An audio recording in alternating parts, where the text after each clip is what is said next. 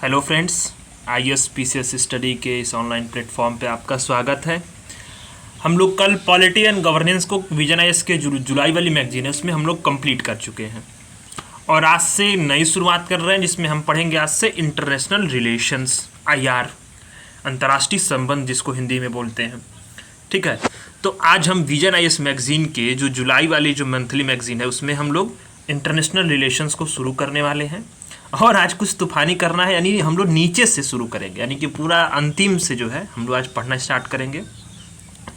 होगा क्या क्या रिवर्स पढ़ने से थोड़ा सा मुझे ऐसा लगा कि रिवर्स पढ़ने से चीज़ें आसान हो जा रही हैं। ठीक है, अगर शुरू से पढ़ रहे हैं हम लोग मैगजीन में तो हम लोग बोर हो जाते हैं ना, कब ख़त्म होगा कब नहीं ख़त्म होगा, कितना अभी और पढ़ना है। तो आज वैसे ही मैं आज रिवर्स आपको पढ़ाना शुरू कर रहा हूँ आज से। ठीक है, तो इसमें इंटरनेशनल रिलेशन में सबसे नीचे से शुरू करते हैं आज। तो न्यूज इन शॉर्ट्स है। न्यूज इन शॉर्ट्स क्या होता है कि ये प्री के लिए बहुत इंपॉर्टेंट होता है।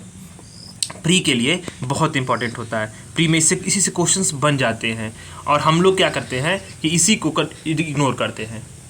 तो पहले हम लोग प्री के पर्सपेक्टिव से चीज़ें कंप्लीट कर ले रहे हैं, फिर मेंस के पर्सपेक्टिव से चीज़ें तो पढ़ ही रहे हैं। ठीक है, तो आज हम शुरू कर रहे हैं आईआर। चलिए शुरू करते हैं। पहला कंटेंट दिया है ऑर्कने द्वीप, ऑर्कने आइलैंड है क्या ये, पहले तो आप ये जान लीजिए। ऑर्कने आइलैंड ने मतलब क्यों पढ़ना है ये न्यूज में, क्या करता है कभी कभी कि यूपीएससी जो है ऐसे ही जो द्वीप होते हैं, ऐसे ही जो जगह होती हैं, उन्हीं से साल भर पहले के द्वीप या उनसे उन्हीं से संबंधित जो प्रश्न है वो स्टेटमेंट में या फिर उसके जो है डायरेक्ट क्वेश्चंस बना करके यूपीएससी और यूपीपीसीएस और बीपीएससी में बन जाते हैं। ठीक है, तो ऑर्कने द्वीप जो है वो क्या है, वो यूनाइटेड किंगडम से अलग होकर नॉर्वे का जो है एक स्वशासित राज्य क्षेत्र बनने की मंशा प्रकट किया है। यूनाइटेड किंगडम का हिस्सा है पर उससे अलग होकर के किसका बनने का इच्छा किया है, नॉर्वे का। अब ये क्या है, यह द्वीप क्या है, स्कॉटलैंड के उत्तर पूर्व में स्थित है। स्कॉटलैंड के उत्तर पूर्व में स्थित है। मैं आपको दिखा रहा हूँ, देखिए ये हो गया आपका ऑर्कने आइलैंड। ठीक, ये ऑर्कने आइलैंड है। ये आप यूके देख रहे होंगे। ठीक है, यूनाइटेड किंगडम यानी कि इंग्लैंड, वेल्स, आयरलैंड है, ये नॉर्दर्न आइलैंड है। ये स्कॉटलैंड है, स्कॉटलैंड के नॉर्थ ईस्ट में जो है ये स्थित है। ठीक, अब क्या बोला है इसने यही बोला है कि जो है हम इससे अलग होकर स्कॉटलैंड से हम लोग नॉर्वे का हिस्सा स्वशासित राज्य बनने की इच्छा प्रकट किया है, इसीलिए यह न्यूज में है। आप ऑर्कने आइलैंड को देख लिए होंगे। ठीक, ये आपका ऑर्कने आइलैंड है, ये नॉर्दर्न सी है, ये अटलांटिक सी है। ठीक, तो ये आपका विश्व के भौगोलिक स्थिति में मैप में यहाँ पे आता है और इस जगह पे ये ऑर्कने आइलैंड जो है यहाँ पे है। ठीक, तो ये मैप आपका क्लियर हो गया होगा। अब आपको कोई टेंशन, इसकी दिक्कत नहीं होनी चाहिए। मैप अगर क्वेश्चन पूछेगा तो आप अपने दिमाग में इसको रखे रहिएगा, सबकॉन्शियस माइंड में ऑप्शंस देख के आपको याद आ जाएगा। ठीक है, ये द्वीप क्या है, यह द्वीप जो है लगभग 60-70 छोटे द्वीपों का एक समूह है जिसमें से केवल 20 में लोग रहते हैं। पहले क्या था, ये 15वीं इसको मतलब ये इंपॉर्टेंट नहीं है, बस ये जान लीजिए कि स्कॉटलैंड का अधीन है। पहले क्या था, नॉर्वे और डेनमार्क का अधीन शासन का अधीन था 15वीं शताब्दी में। इसमें क्या इंपॉर्टेंट एक चीज़ और भी है, यूनेस्को को जो है 4 विश्व धरोहर स्थल इसमें स्थित है। कौन है, Skara Brae, ring of Brodgar, standing stones of Stenness and Maeshowe chamber of tomb. ये 4 जो है विश्व धरोहर यहाँ पे स्थित हैं यूनेस्को के। ठीक, तो ये इतना भी इंपॉर्टेंट नहीं है, इसमें बस आपको ये देखना है कि नॉर्वे से अलग, यूनाइटेड किंगडम से अलग होकर नॉर्वे का हिस्सा बनने का इच्छा जाहिर किया है। तो ये द्वीप कहाँ स्थित है, इसके अगल बगल के समुद्र कहाँ हैं और इसकी लोकेशन क्या है। लोकेशन आप जान लेंगे तो आपको जो है प्रश्न गलत होने की संभावनाएं जो है वो कम हो जाएंगी। ये और ये देखिए ऑर्कना आइलैंड में, ये देखिए नॉर्दर्न अटलांटिक ओशन है, यहाँ नॉर्दर्न सी है और इधर अटलांटिक सी है। ठीक है, आपका जो है देखिए ये मैं आपको मार्क, ये नॉर्दर्न सी हो गया, नॉर्दर्न अटलांटिक सी हो गया। ठीक है, और इधर क्या है आपका, इसमें आप देखिए कि इसमें एक 70 छोटे छोटे आइलैंड है, 70 जो है छोटे छोटे आइलैंड हैं जिसमें से 20 पे ही जो लोग हैं वो रहते हैं। तो ये आप इसका डिटेल मैप था, ये उसका जो है ओवरऑल मैप था ऑर्कने आइलैंड का। तो मैप देख करके आप चीज़ें आपको याद हो गई होंगी, आती होंगी। ठीक है, मैं ऐसा मान के चल रहा हूँ। अब आता है यूरोपियन स्काई शील्ड इनिशिएटिव।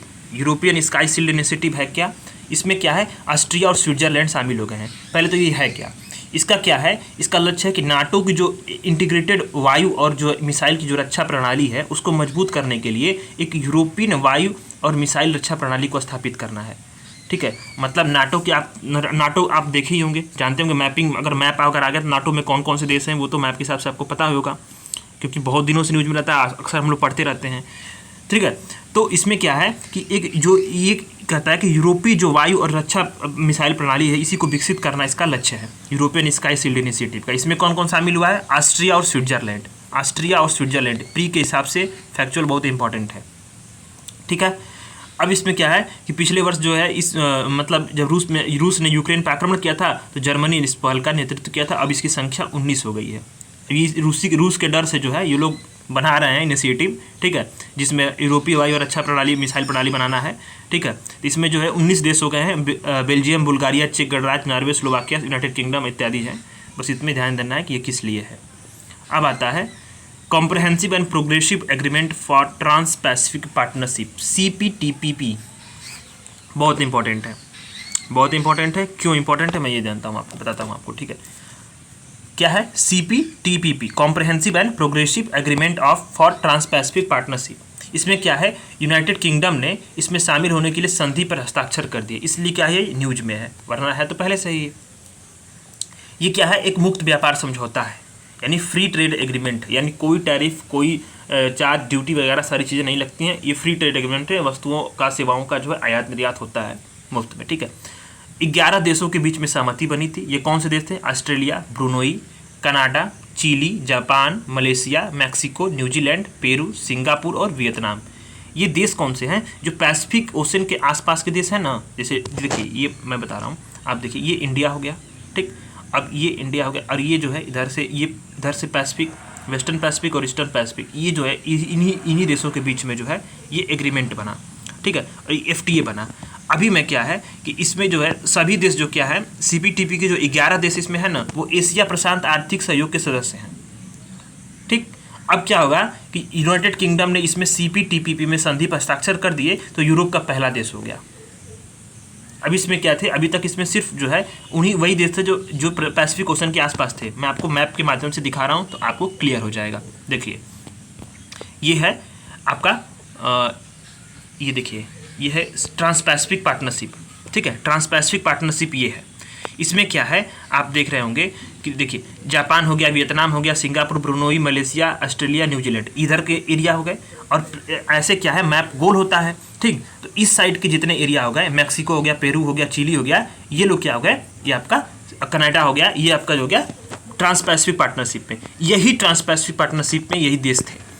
अब इसमें क्या है, यूनाइटेड किंगडम शामिल हुआ। ये क्या हो गया, यूनाइटेड किंगडम शामिल होने से यूरोप का पहला देश हो गया। अब आपको समझ में आ गया होगा, बाकी चीज़ें इसमें से कुछ नहीं जाननी है, ठीक है। अब क्या है, अभी अच्छा एक चीज़ और था, यहाँ हमने क्या पढ़ा था, यूरोपियन स्काई शील्ड इनिशिएटिव। इसमें था ना कि यूरोपियन स्काई शील्ड इनिशिएटिव में कौन कौन से देश हैं, ये क्यों बना था। इसका मैप आप देख लीजिए, देखिए ये इसका मैप है। इसमें जो है ये मैप है, देखिए नाटो एंड EU, ओहो क्या हो गया, देखिए, हाँ नाटो EU। अच्छा, और बात क्या है कि जो कौन अनाउंस किए हैं, इसमें आप मैप में ये दिखाया है। तो जो नाटो के मेंबर्स हैं वो ESI के जो सदस्य बने हैं, ठीक। EU के जो मेंबर्स हैं, ये वाला कलर्स में दिखाया जो है वो कौन, फिनलैंड है, ठीक है। वो भी तुम्हारा आपका जो है यूरोपियन स्काई शील्ड इनिशिएटिव का सदस्य बना है। और जो ऐसे देश है, देखिए नाटो में भी हैं और EU में भी हैं, ऐसे कलर वाले, ठीक। और इसमें जो है अभी अनाउंस किए हैं कौन है, स्वीडन है आने के लिए, ठीक। तो ये आपका कॉम्प्रहेंसिव मैप हो गया। यही जो है यूरोपियन स्काई शील्ड इनिशिएटिव है। ये दो देश क्या करेंगे, अपने देश के ऊपर अपनी जो है रक्षा प्रणाली, वायु रक्षा प्रणाली और जो मिसाइल रक्षा प्रणाली को विकसित करेंगे, ताकि जो कोई देश है वो हमला न कर सके। और ये ज्वाइंट होकर के, मैंने एक साथ मिल करके इस प्रणाली को विकसित करने पर और इस पर काम कर रहे हैं, इस प्रोजेक्ट पर, ठीक है। तो ये कब हुआ, जब रूस जो है यूक्रेन पर आक्रमण किया उसके बाद से ही। इसमें ध्यान देने वाली बात है, इस्टोनिया, लाटविया, लुथियानिया भी है, चेक गणराज्य है, स्लोवाकिया है, जर्मनी है, बेल्जियम है, सारी चीज़ों को आपको देख लेना है, ठीक है। ये आपका मैप के माध्यम से क्लियर हो गया होगा।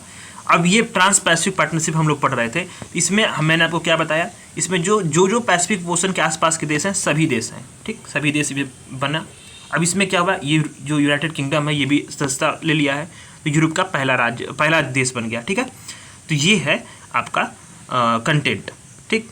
तो इसमें क्या है, अब महत्व क्या है, महत्व आप मेंस के पर्सपेक्टिव से देखेंगे, लेकिन जो प्री के हिसाब से क्या था कि ये जो है इंपॉर्टेंट हो गया था। भारत इसका क्यों हिस्सा नहीं है? अच्छा, महत्व क्या है कि 500 मिलियन उपभोक्ताओं और वैश्विक जो जीडीपी है उसका 13% है ये व्यापारिक समूह। ठीक, इसके बाद क्या है कि 98% जो है अपने वस्तुओं के निर्यात के प्रशुल्क को समाप्त करता है, बाधाओं को कम करता है, ये इसका विवाद समाधान लागू करना है। ठीक है, पर्यावरण और श्रम सुरक्षाओं को सुनिश्चित करता है। तो इसके कुछ महत्व हैं। भारत इसका हिस्सा क्यों नहीं है? क्या है कि कृषि क्षेत्र में किसानों को जो है लगातार सस्ते और सब्सिडी वाले निर्यात के कारण बाजार से बाहर होने का खतरा शामिल होना पड़ेगा। जैसे कुछ ऑस्ट्रेलिया और न्यूजीलैंड से जो सस्ते सब्सिडी वाली चीज़ें आएंगी तो भारत की जो कृषि होगा उसको क्षेत्र को नुकसान पहुंचेगा।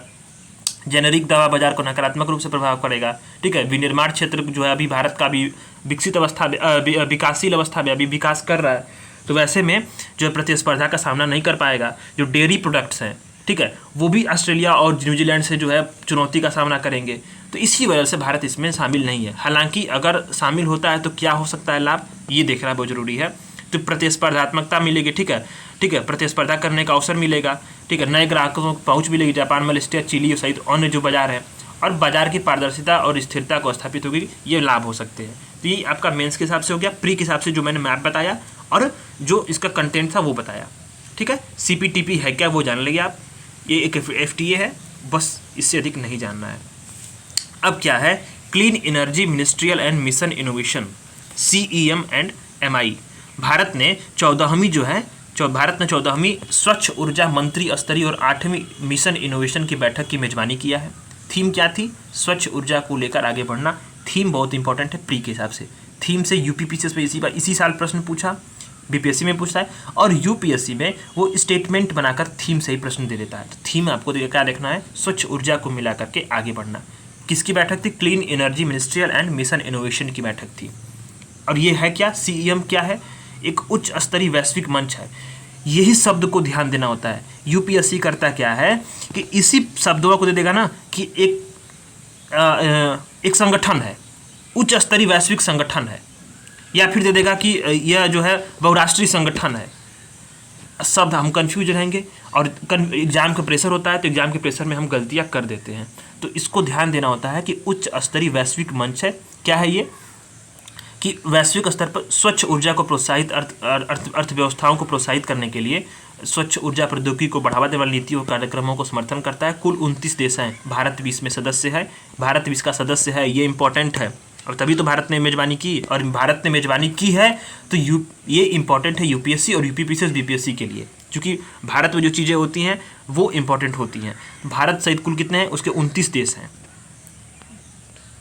ठीक, अब इसको क्या करना है कि ये तीन इसके प्रमुख स्तंभ हैं, उसको आपको ज़्यादा कुछ नहीं देना है। इसकी मेजबानी जो है आपसी सहभागिता सचिवालय कहाँ पे है, मतलब जो सचिवालय द्वारा समन्वय करता है, जो उसकी मेजबानी जो कौन करता है? अंतर्राष्ट्रीय ऊर्जा एजेंसी करती है। कुछ बहुत खास नहीं है, पहले जो है वो इम्पोर्टेंट है। अब क्या है, CEM जो है स्वच्छ ऊर्जा मंत्री स्तरीय क्या है? एक उच्च स्तरीय वैश्विक मंच है जिसका भारत सदस्य है। ठीक, स्वच्छ ऊर्जा को प्रौद्योगिकी को बढ़ावा देने नीतियों को कार्यक्रमों का समर्थन करता है। अब इसके द्वारा पहल कौन सी शुरू की गई है? स्वच्छ ऊर्जा समुद्री हब। स्वच्छ ऊर्जा समुद्री हब, इसका उद्देश्य क्या है कि समुद्री क्षेत्र से होने वाले जो परिवहन होते हैं उससे कम अथवा शून्य उत्सर्जन ईंधन का उत्पादन करने हेतु निवेश को जोखिम मुक्त बनाना है। किसको? निवेश को, आवश्यक निवेश को ध्यान देना है। इसी का उत्पादन करने हेतु कम उत्सर्जन का ईंधन उत्पादन के लिए जो निवेश होगा उसको जोखिम मुक्त बनाना है। यही होगा स्वच्छ ऊर्जा समुद्री हब मिशन। ठीक है, समुद्री हब। ठीक है, अब मिशन इनोवेशन क्या है? ये क्या है कि स्वच्छ ऊर्जा को सभी के लिए किफ़ायती और आकर्षक और सुलभ बनाने वाली वैश्विक पहल है। और क्या हुआ? पेरिस समझौता में इसका पहला चरण शुरू किया गया और 2021 में इसका दूसरा चरण शुरू किया गया। 23 जो है सदस्य है, इसमें भारत इसका संस्थापक सदस्य भी है।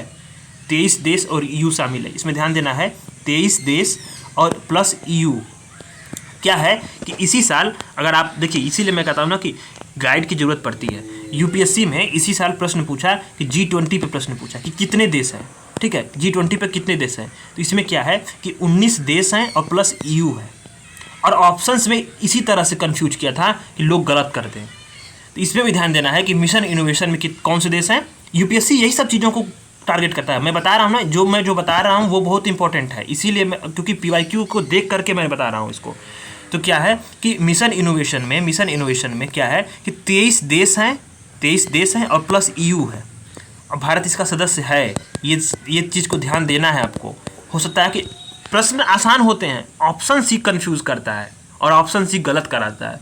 तो इसको इसीलिए जो है इसको ध्यान देना है। इसमें क्या करना है, इसी के लिए वित्त पोषण के लिए R&D के लिए, इसमें कार्बन कैप्चर यूटिलाइजेशन के लिए R&D यानी रिसर्च एंड डेवलपमेंट के लिए वित्त पोषण अवसर घोषणा पत्र 2023 जारी किया है। किसने? मिशन इनोवेशन ने। अब इस चीज़ को आपने देख लिया, इससे अधिक कुछ नहीं जानना है। जो मैंने टिक कराए हैं वही इंपॉर्टेंट है, बाद में आप इसको देख लीजिएगा। Group of global crisis response group, GCRG क्या है ये? ग्लोबल क्राइसिस रिस्पॉन्स ग्रुप क्या है? भारत के जो है, भारत UN के GCRG में शामिल हो गया है। ठीक, अब इस ग्रुप का गठन किस लिए किया गया? खाद्य सुरक्षा, ऊर्जा, वित्त में परस्पर जुड़े संकटों और तत्कालीन और महत्वपूर्ण वैश्विक मुद्दों का समाधान करने हेतु वैश्विक कार्रवाई के समन्वय के लिए। इसकी देखरेख कौन करता है? चैंपियन ग्रुप करता है। इसमें कौन है? Bangladesh, Barbados, Germany, Denmark, Indonesia, Senegal के राष्ट्र शामिल हैं। इंपॉर्टेंट है, इसकी देखरेख कौन करता है? तो भारत शामिल हो गया है, तो ये इंपॉर्टेंट है प्री के हिसाब से। बस अब इससे अधिक कुछ नहीं इसमें पढ़ना। अब क्या है इसमें? बिम्स्टेक बहुत इंपॉर्टेंट है। बिम्स्टेक समझ लीजिए कि ये एक ना होता है ना, सबसे प्यारा टॉपिक है UPSC और BPSC और UPPCS के लिए प्यारा टॉपिक है एकदम। ध्यान दीजिएगा इसमें क्या है। Bay of Bengal initiative for multi sectoral technical and economic corporation. बहुत बार क्या होता है कि वनडे एग्जाम, जैसे कि जो वनडे एग्जाम्स होते हैं ना छोटे छोटे वाले, जैसे दिल्ली पुलिस हो गया, आपका पुलिस कांस्टेबल हो गया, SI हो गया, ये सब तमाम जो एग्जाम्स होते हैं SSC वगैरह के लिए, ठीक है, इसमें डायरेक्ट यही पूछ देता है, इसका फुल फॉर्म ही। और फुल फॉर्म में ऐसा कंफ्यूज करता है कि एकदम सब कुछ एक ही जैसा लगते हैं। तो आपको थोड़ा पढ़ लेना चाहिए कि होता क्या है कि कभी UPSC का कोई ठिकाना नहीं है, कहीं पूछ जाएगी, ठीक है। तो इसको थोड़ा सा ध्यान देना होता है कि ऑप्शंस में कंफ्यूज ना कर पाए। Bay of Bengal initiative for multi sectoral technical and economic corporation.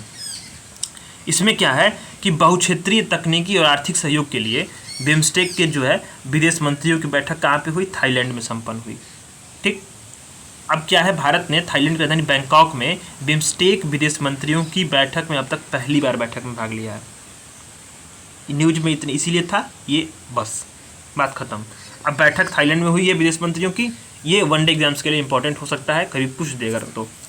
अब हमें पढ़ना है स्टैटिक पोर्शन इसका। बिम्स्टेक है क्या?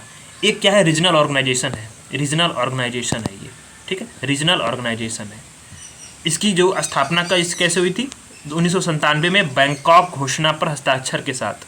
बहुत इंपॉर्टेंट है, सबसे मोस्ट इंपॉर्टेंट चीज़ इसमें का यही है, बैंकॉक घोषणा पत्र। घोषणा के साथ इसकी क्या हुई? स्थापना हुई। कब हुई? 1997 में हुई। सचिवालय कहाँ है? बांग्लादेश के ढाका में है। अच्छा, इसका गठन क्या कैसे किया गया? 4 सदस्य राष्ट्रों, बांग्लादेश, भारत, श्रीलंका और थाईलैंड के साथ। इसका जो संक्षिप्त नाम था वो क्या था?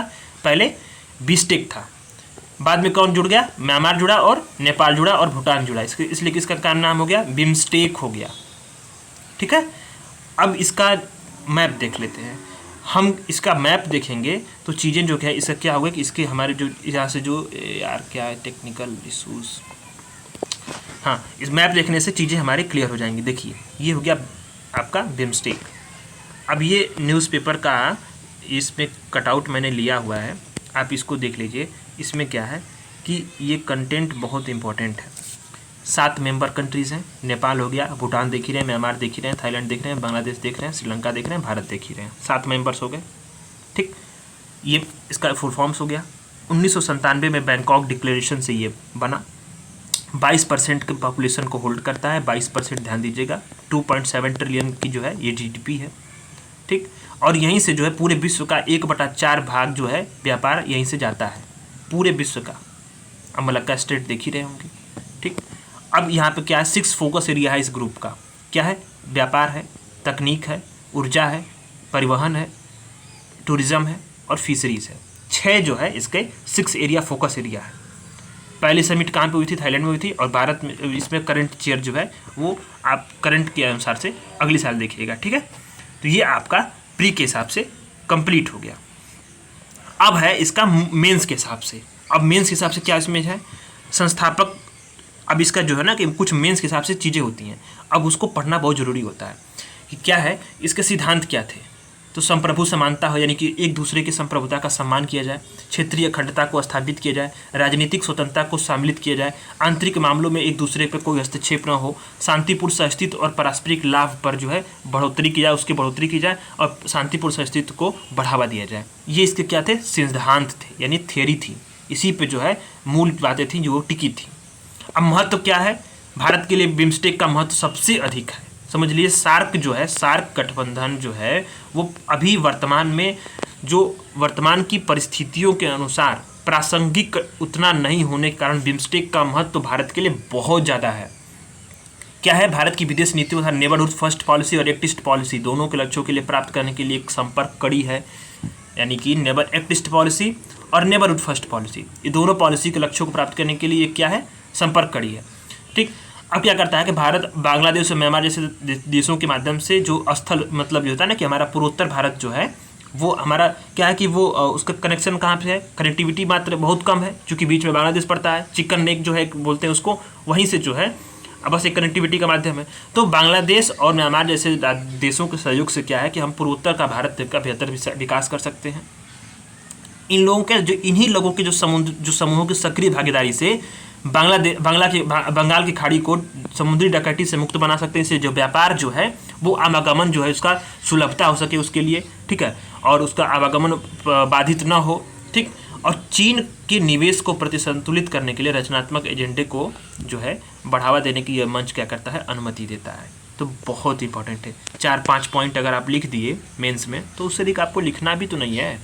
चुनौतियाँ क्या हैं? चुनौतियाँ लिख सकते हैं कि आंतरिक आर्थिक एकीकरण का अभाव है, बुनियादी ढांचे में खराब कारण व्यापार में बाधा है, ठीक है, साझा जो है विचारों के अभी भी समन्वय और का अभाव है, समन्वय और साझा विचारों का। ठीक, ऐसे कुछ 3-4 पॉइंट और लिख देंगे, आपका मेंस हो जाएगा। अब महत्व तो इसमें आप ये भी दे सकते हैं, आपने ये पढ़ा है ना मैंने कि मुख्य फोकस एरिया और सारी चीज़ों को 22% जो है इसके हिस्सेदारी है, 2.7 ये सब सारी चीज़ें मैंने बता दिया वहाँ पे। ठीक, अब आता है भारत और यूएई संबंध। इसमें ये न्यूज़ में रहा होगा तभी आया है, तो जो चीज़ें यहाँ पे जो न्यूज़ में होती हैं वही आती हैं। इसमें क्या है? भारत और यूएई संबंधों में देखना कुछ चीज़ें हस्ताक्षर हुई होंगी। क्या हस्ताक्षर हुए हैं? कि भारत और यूएई ने स्थानीय मुद्राओं में व्यापार के लिए समझौते पर हस्ताक्षर किए हैं। बहुत इंपॉर्टेंट है। क्या है? स्थानीय मुद्राओं में व्यापार।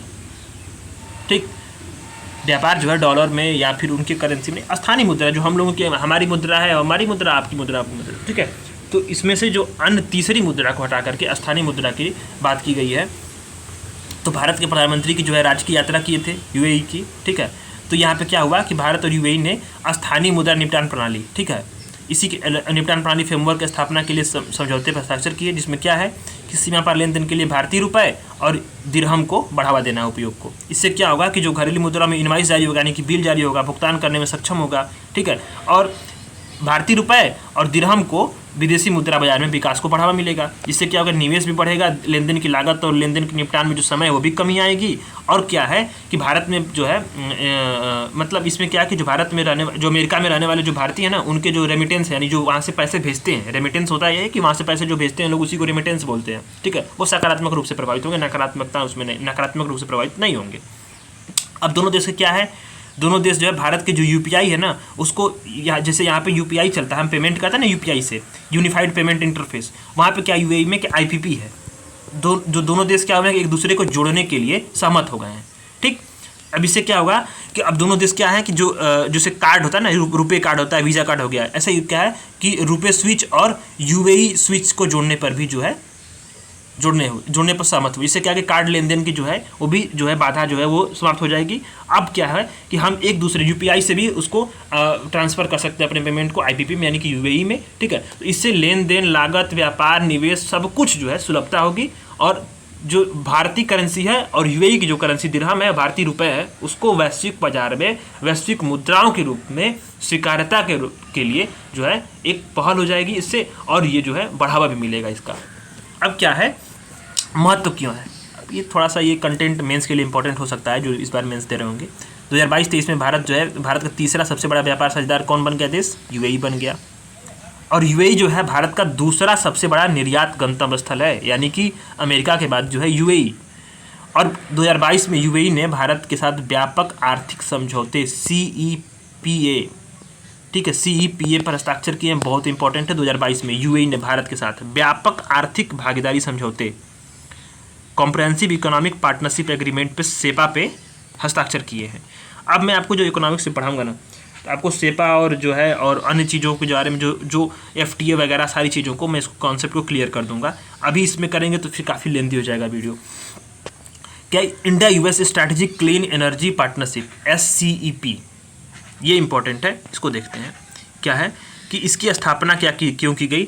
US India climate and clean energy agenda 2030 partnership के तहत शुरू की गई है, ठीक है। 2 ट्रैक संलग्नताओं में से एक में की गई, ठीक है। इसमें क्या है, इसका उद्देश्य एकमात्र यह है कि जलवायु और स्वच्छ ऊर्जा संबंधी साझा लक्ष्यों की प्राप्ति में जो दिशा में जो तेजी लाना है, इसका एकमात्र लक्ष्य है, ठीक। Climate action and financial mobilisation इस डायलॉग इसका जो दूसरा ट्रैक है, और 2018 में रणनीतिक ऊर्जा साझेदारी के रूप में इसको स्थापित किया गया था। अब इसमें से कुछ बस ये जानना है कि इसके स्तंभ क्या हैं। स्वच्छ ऊर्जा स्तंभ है, संधारणीय समृद्धि है, विद्युत ऊर्जा क्षमता निर्माण स्तंभ है, जिम्मेदारीपूर्ण तेल गैस जो है, और इमर्जिंग फ्यूल एंड टेक्नोलॉजी स्तंभ है इसका, ठीक है। अब क्या है इसके घोषणा के प्रमुख बिंदु, ये UPSC के लिए इंपॉर्टेंट है, ये UPSC के लिए इंपॉर्टेंट है, प्री के लिए मैं लिख दे रहा हूँ यहाँ पे प्री के लिए। क्या है कि दोनों देश जो है भारत में नेट जीरो गाँवों को विकसित करने के लिए दिशा पे कार्य करने के लिए सहमत हुए हैं। कौन? भारत और USA। किस लिए? कि नेट यहाँ पे जो है शून्य उत्सर्जक गाँवों को लिए, ठीक है। अब इमर्जिंग फ्यूल एंड टेक्नोलॉजी के तहत जो स्तंभ यहाँ पे आप देखे हैं, इसके तहत क्या होगा कि कार्बन कैप्चर, यूटिलाइजेशन कैप्चर को शामिल किया गया है। नवीकरणीय ऊर्जा पर बड़े पैमाने पर एकीकरण की जाएगी, ठीक है। और भारतीय एजेंसी जो है और अमेरिकी जो राष्ट्रीय प्रयोगशाला है उसके बीच में क्या करने के लिए, जो सहयोग को मजबूत करने के लिए south Asia group for energy says की शुरुआत की गई है। सेज की शुरुआत इसी के अंतर्गत की गई है, ठीक है। तो इसके साथ साथ जो क्या है कि USA और भारत जो है नई उभरती नवीकरणीय ऊर्जा प्रौद्योगिकी मंच RETP, ये RTP और सेज दोनों की शुरुआत इसी से की गई है, India US strategic clean energy partnership SCEP के तहत, ठीक है। तो इसको आपको थोड़ा सा एक बार ध्यान दे देना है, चीज़ें बस न्यूज़ आपको दिमाग में रहेंगी तो जो ऑप्शंस आएंगे ना, जो वो कंफ्यूज नहीं करेंगे आपको, ठीक है। और सब कॉन्शियस माइंड में अगर एक बार चीज़ें अगर आप देख लेते हैं, मैं इसलिए वीडियो बनाया कि वीडियो से अगर आप देख लेते हैं एक बार तो सब कॉन्शियस माइंड में वो पड़ा रहता है, ठीक है। तो आपको मेहनत नहीं करनी पड़ती, आपको जब आप ना पेपर सॉल्व करने बैठेंगे तो आपको वो चीज़ें याद आ जाएंगी। अब क्या है स्मार्ट पावर, विदेश मामलों की संसदीय समिति ने स्मार्ट पावर के बारे में विचारों को साझा किया है। विदेश मामलों की संसदीय समिति ने स्मार्ट पावर होता क्या है, देखिए, जो अगर आप जिसका ऑप्शनल PSIR है पॉलिटिकल साइंस, या जिसने पॉलिटिकल साइंस पढ़ा है ग्रेजुएशन में उसको तो पता है, तो मैंने खुद पढ़ा हुआ है। तो क्या है कि जो अमेरिकन जो क्या है कि एक मतलब राजनीति शास्त्री थे जोसेफ नाई, यहाँ पे नी लिखा है, जोसेफ नाई थे, ठीक है। इन्होंने क्या किया कि पावर्स, जैसे जो पावर होती है ना विदेश नीति में, फॉरेन पॉलिसी में, इंटरनेशनल रिलेशंस में, इंटरनेशनल डायमेंशंस में 2 प्रकार की पावर को बताया उन्होंने। बोला कि एक पावर हार्ड पावर होती है, दूसरा सॉफ्ट पावर होती है, ठीक है। हार्ड पावर क्या है, मैं आपको सरल भाषा में बता रहा हूँ। मान लीजिए किसी देश के पास खूब सारी मिलिट्री है, खूब सारी इकोनॉमिक्स मतलब आप आर्थिक शक्ति है उसके पास, आर्थिक पैसा है, सब सारी चीज़ें हैं, संसाधन है, वो आपका हार्ड पावर हो गया, जिससे क्या है कि वो अन्य देशों को प्रभावित कर सकता है, ठीक है। दूसरा क्या है सॉफ्ट पावर। सॉफ्ट पावर क्या है कि एक ऐसी क्षमता है, किसी देश के पास ऐसी क्षमता है कि जो दूसरे के पास ना वो किसी को दबाव नहीं दे रहा, पर फिर भी वो दूसरे की नीतियों को प्रभावित कर सकता है, दूसरे देशों की नीतियों को, दूसरे देशों के लोगों को वो प्रभावित कर सकता है। इससे क्या हो गया, अब ये आपका सॉफ्ट पावर हो गया और ये हार्ड पावर हो गया, ठीक है। हार्ड पावर मिलिट्री हो गया, मिलिट्री जिसके पास होगा, पैसा हो गया, ठीक है, संसाधन हो गए। सॉफ्ट पावर में मान लीजिए कल्चरल सॉफ्ट पावर हो गया, टेक्नोलॉजी हो गई, ठीक है, एक्सेप्टेंस हो गया, ठीक। फूड, अब जैसे मान लीजिए खान पान, वो भी एक होता है, फैशन होता है। जैसे भारत अमेरिका की जो फैशन इंडस्ट्री है उसको हम लोगों ने बहुत ज़्यादा, उसके पास सॉफ्ट पावर है, क्योंकि जो उसी को पूरे देश ने मतलब पूरे विश्व ने उसको जो है अपना लिया वेस्टर्न कल्चर को, तो ये उसके सॉफ्ट पावर हो गई, ठीक है। अब इन्हीं दोनों चीज़ों के कॉम्बिनेशन को क्या बोलते हैं, स्मार्ट पावर बोलते हैं। जिस देश के पास दोनों शक्तियाँ होंगी उसी को स्मार्ट पावर भी बोलते हैं, वो स्मार्ट पावर वाला देश होगा, ठीक है। ये आपका जो है इम्पॉर्टेंट चीज़ था, जिसमें से कॉन्सेप्ट था जिसको आपने बता दिया मैंने, ठीक है। जो क्या कि ऐसी क्षमता इसके पास हार्ड और सॉफ्ट पावर दोनों तत्व होते हैं, ठीक है। उदाहरण के लिए क्या है कि नॉर्वे जो है नेटो में शामिल हो गया। नॉर्वे ने अपनी सॉफ्ट पावर बनाने के लिए क्या किया है कि विदेशी विकास सहायता और शांति व्यवस्था पर आगे बढ़ने नीतियों को विकसित किया है। भारत के पास भी है soft power.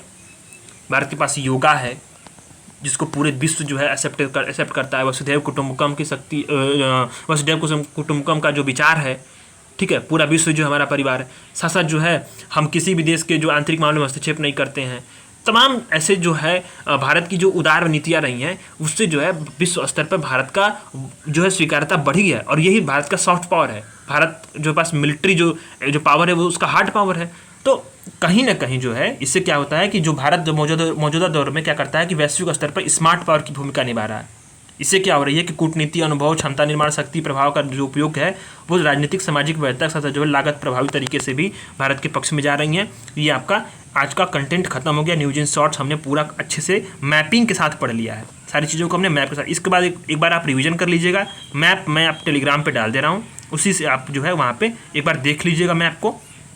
Telegram group join कर लीजिए और चैनल को सब्सक्राइब कर दीजिए। पूरे साल आपको हम पूरा करंट अफेयर जो है विजन आईएएस मैगजीन का कवर करा देंगे। मात्र 15 दिनों में ये मैगजीन खत्म हो जाएगी। इसमें से हम लोग 3 दिन निकल चुका है, तीसरा दिन हो चुका आज, तो यानी 12 दिन, आज से 12 दिन बाद जो है मैगजीन खत्म हो जाएगी। और बाकी दिन जो क्या करेंगे हम लोग क्वेश्चन आंसर प्रैक्टिस करेंगे मेंस के और प्री की। ठीक है, धन्यवाद।